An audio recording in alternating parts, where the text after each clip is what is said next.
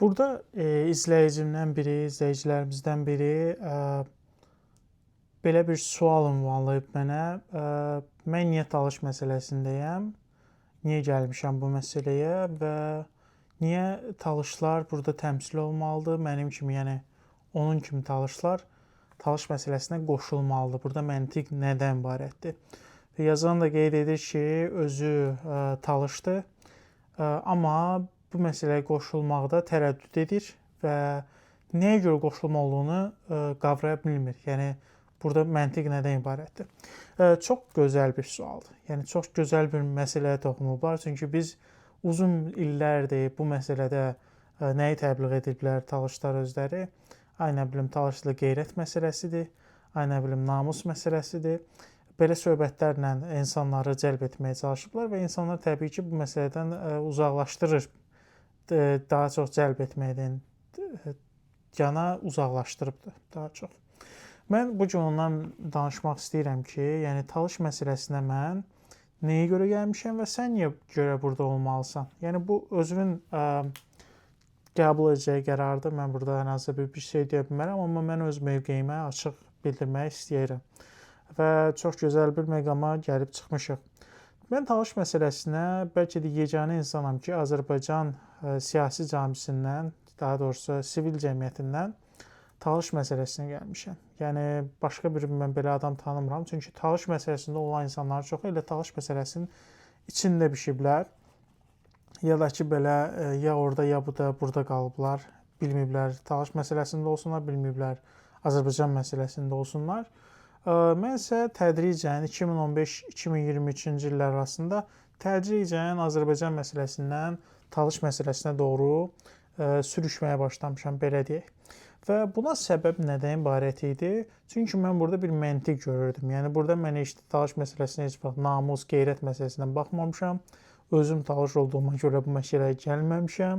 Yəni burada tamam başqa səbəblər olur. Düzdür, onu da deyim ki, 2015-ci ildən qabaq da mən talış olduğumu bilirdim və bu məsələlərdə maraqlanmışam. Yəni Xəzər Lənkəranın oyunlarında olmuşam, müxtəlif kitab məsələlərinin təqdimatında olmuşam.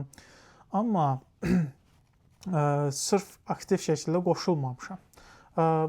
Və mənim 2015-ci ildə fikirlərimi dəyişənlər nələr oldu? Bilirsiniz, Azərbaycanda uzun müddət talışları özlərinə qarşı belə yönəldiblər, özlərini gücsüz bir hiss etdirməyə çalışıblar və talışları elə təqdim ediblər ki, yəni tarixdə heç nəyə olmayan bir xalqdır və birdən-birə gəlib üzə çıxıblar da, yəni talış məsələsi qalıb. Yəni sizə onu deyim ki, tarixdə güclü olmayan millət bu qədər təzyiqlə bura qədər gəlib çıxa bilməzdi. Mən sizə bunu deyim. Yəni bunun arxasında bir səbəb var ki, biz bura gəlib çıxmışıq, indi onları da açıqlayacağam. Yəni biz göydən düşməmişik Azərbaycana və bizim böyük bir tariximiz var. Əvvəlcə belə bir müqayisə aparım sizin üçün. Baxın Yunanların tarixinə. Yunanlar Roma üçün əhəmiyyətli bir yer olubdu və burada çoxlu filosoflar yetişibdi. Lakin bu filosofların yetişməsinə səbəb nə olubdu? Yəni bu sizi misal üçün maraqlandırıbmı? Romalıların əsas hissəsinin, yəni filosofların əsas hissəsinin Yunanıstandan gəlməsi səbəbi odur ki, Yunanistanın yerləşdiyi ərazi böyük bir şəkildə dənizdən əhatə olunurdu. Həmçinin Romanın özü də belə idi. Hər iki tərəf dənizdən əhatə olunurdu və Romanın elə bir yerində idilər ki, onları qorumaq asan idi və bura daha çox düşmən hücumları olmurdu. Və bu da şərait yaradırdı ki, insanlar daha çox fikirləşə bilsinlər, daha az işləsinlər və güclərini fikirləşməyə versinlər.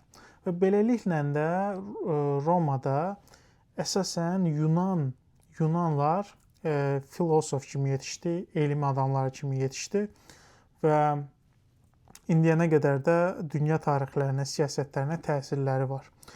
Baxın indi İrana. İranda bütün tərəfdən İran çox belə nasaz bir yerdə yerləşir. Yəni sağından Avropa, solundan bu vəhşi Orta Asiya tayfaları və uzun illər boyu bu məsələlərlə mübarizə aparıbdı və sonra ərəblər hücum çəkibdi, şimaldan Xəzərlər gəlibdi bura və İranın stabil bir yeri yoxdur. Yəni sağdan, soldan, yuxarıdan, aşağıdan hər yandan bir hücum olubdu həmişə bizə. Həm ideoloji cəhətdən, həm də necə deyim sizə, həm də güc cəhətdən bir müdaxiləmiz olubdu həmişə. Talışların yerləşdiyi yer isə İranda yeganə yerdir ki, çox rahat yerdir. Yəni qorumaq çox rahatdır buranı. Baxın, bir tərəfdən Talış dağlarıdır, o bir tərəfdən Xəzər dənizidir. Bizi həmişə qoruyubdur və biz elə bir regionda yerləşmişik ki, bizdə həmişə işləmək ehtiyacı olmayıb. Yəni əgər sənə düşmən çox hücum etmirsə, az hücum edirsə, sən də çox iş görməyə məcbur olmursan. Yəni ancaq düşmən hücum eləyəndə qalx bir dənə taktika qurasanlığından, çünki bütün dağlar səndədir. Düşməni dağıt və yenidən öz yerə gəlirsən. Təbii sərvətləri var idi, su var idi, bitki, heyvan aləmi falan, hər şeyimiz var idi. Buna görə də Talış insanlarında biraz tənbəllik görə bilərsiniz. Yəni bu Talışlarda bir məşhur bir xassiyyətdir, bizim canımıza oturub. Hətta Mikail Müşfiqin bizə bir dənə tənqidi misrası var. Deməyəcəm burada. Amma bilənlər bilir nədən söhbət gedir. Talışların tənbəlliyi var, amma bu da necə deyim, az işləyib, daha çox düşünmək də bizi irəli salıb. İranda həmişə ideologiyalar bizdən çıxıbdır. Bu bizim bölgəmizdən gəlibdir. Yəni bugün baxın, Amerikada bu New Britain var, Yeni İngiltərə deyilən bir ərazi var. New England daha doğrusu. Yeni İngiltərə deyilən bir ərazi var və bu ərazi əsasən ilk koloniyalaşmış ştatları təmsil edir. New York, Connecticut, Massachusetts və Pensilvaniya kimi ştatları əhatə edir. Və bu ştatlarda ilk Amerikalılar koloniyalaşdırıb buranı, daha sonra tədricən Amerikanın digər ərazilərində ələ keçiriblər və hal-hazırda da bu ərazilər əsas elm mərkəzlərinin, siyasi mərkəzlərin olduğu yerlərdir. Və uzun müddət Talış regionu da İran üçün bu vəzifəni daşıyıb. Yəni bizim elm mərkəzləri, İranın elm mərkəzləri, İranın düşüncə mərkəzləri bizdə yerləşibdi və İranda baxsaz bütün hərəkatlar bizdən başlayıbdı. Və İranın özünə qayıdış hərəkatı hətta, yəni Babəkin timsalında, daha sonra Şeyx Zahidin timsalında Səfəvilər və Şah İsmayıl davam etdirdi bunu. Bizim özümüzə İrançılığa qayıdış məsələmiz də Talışlardan başlayıbdı. Və bunu bizim farslar paxıllığından Azərbaycanlılar da, yəni Azərbaycanda dediyim bu Yerəz Naxçıvanlar da bizə paxıllıq duyduğundan bu məsələni unutturmağa çalışıblar və uzun müddət biz bu məsələlərdən xəbərdar olmamışıq. Və mənim əsas fikrimi dəyişən bax bu məsələ idi. Yəni biz Talışların uzun müddət siyasi arenada olub, sonra birdən-birə yoxa çıxmağımızdır Sovet dövründə və mən araşdırdıqca başa düşdüm ki, bizim mövqeyimiz nə olub, bizim yerimiz nə olub İran məsələsində.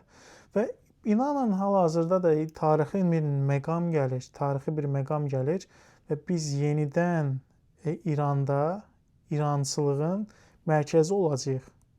Bunu mən sizə çox əminliklə deyirəm. Yeni İran düşüncəsinin mərkəzi olacaq. Mən burada səbəbləri çox danışmaq istəmirəm, çünki burada deyəcəyim sözlər sonra bizim əleyhimizə istifadə edilə bilər. Necə əleyhimizə istifadə oluna bilər? Yəni bizim hansı yöndə işlədiyimizi başa düşə bilərlər və bizə oradan zərbə vura bilərlər. Amma açıq deyim ki, söhbət indiki İrandan getmir, yəni İran ölkəsindən getmir. İran ölkəsi, yəni hazırki İran hökuməti tamamilə dini hökumətdir. Təbii ki, şiəlik bizim bir qolumuzdur, amma bu qolla bərabər bizim bir pan-İrançılıq qolumuz var. İranın tarixi var, mədəniyyəti var. Biz Roma boyda olmuş bir ölkəyik. Bizim Roma qədər mədəniyyətimiz bir olubdur. Amma bu mədəniyyət, bu siyasi institut itirilibdir və tədricən geri qayıdır. Amma təəssüflər olsun ki, İran hökuməti bunun yalnız bir dini qanadını gətiribdir. Bizim bu milli qanadımız isə ortada itib batır, hətta bu insanları tutub öldürürlər, həbs edirlər. Mən buna yaxşı bir şey kimi baxmıram. Və burada tarix bizə yenidən, yəni Talışların üstünə yenidən məsuliyyəti gətirir və o məsuliyyət artıq tədricən bizim üzərimizə yetişir. Biz yenidən pan-İranizmin, İrançılığın mərkəzi olacağıq, fikir ixrac edən yer olacağıq və bu dəfə bunu daha fərqli etməliyik. Yəni indi mənim bu sözümdən sonra başlayacaqlar Azərbaycanın müstəqilliyinə zərbə filan beşməkən. Xeyr, Azərbaycan da İrandır. Azərbaycan İranlı bir ölkədir. Necə ki Şeyx Zahid 12-ci əsrdə bu məsələləri yenidən toparladı, İranı yenidən toparladı, İrançılıq xəttini yenidən toparladı və onu yeni bir öz dövrünün üslubuna uyğun formada təqdimatını etdi. Biz də bunu edəcəyik. Yəni necə ki Roma yenidən Avropa Birliyi şəklində toplandı, yenidən mütəşəkkil tapdı. Düzdür, biz Roma vəziyyətində deyilik, bizim tariximiz bir qədər fərqlidir. Amma biz də bunu edəcəyik. Buna əmin olun. Və siz də bu məsələdə olmalısınız. Çünki baxın, bizim hardan baxsaz məsələmiz, regionun məsələsi, Qafqaz regionu olsun, İran regionu olsun, talışların üzərində dayanır. Bütün ideoloji xəttlər, coğrafi cəhətdən, digər məsələlərdən. Bütün məsələlər talışların üzərinə gəlir. Talışlar bu məsələni 93-cü ildə özlərinə götürüb məsələləri böyük bir qismini həll edə bilərdilər. Təəssüf ki, Əlikram Məmmədov axmaqlıqlar etdi. Yəni ordunun çox axmaq məsələlər üçün sərf elədi və bu axmaqlıq nəticəsində biz bu vəziyyətə gəlib düşdük. Bu vaxtda sonra danışacağım. Bu gün mövzumuz ayrıdır və biz bu səhvləri yenə etməməliyik. O vəziyyət yetişir, o siyasi şərait yetişir və biz əvvəlki səhvlərimizi yerinə yetirməməliyik. Biz yeni ideoloji qanad yaratmalıyıq və bu qanad hər kəsə xidmət edəcək. Yəni tək talışlara deyil, həm Azərbaycanlılar olsun, türklər, ləzgilər olsun, həm İranlıların özü olsun, buna da xidmət edəcək və biz o ana yaxınlaşırıq, buna əmin olun.